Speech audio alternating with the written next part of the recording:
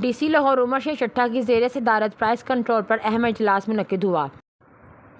اجلاس میں additional deputy commissioner general Mustafa Bharwana, price control magistrate secretary market committee general secretary Malik sales and supplies Jamshed Ali Tariq, متعدد تندور ایسوسی ایشن اور سپر مارکیٹ ایسوسی ایشن اور لاہور چیمبر ایسوسی ایشن کے نمائندگان نے شرکت کی۔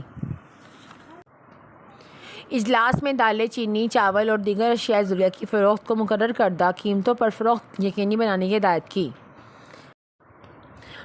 متحد تندور ایسوسی ایشن نے آٹے کی فراہمی مقرر کردہ قیمتوں پر یقینی بنانے کا مطالبہ کیا۔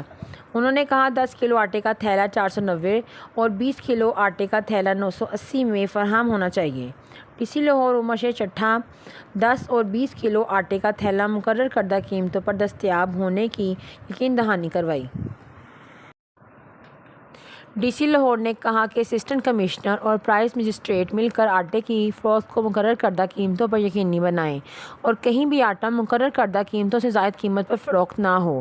ڈی سی لاہور نے کہا ذمہ داران کے خلاف کارروائیاں کی جائیں گی۔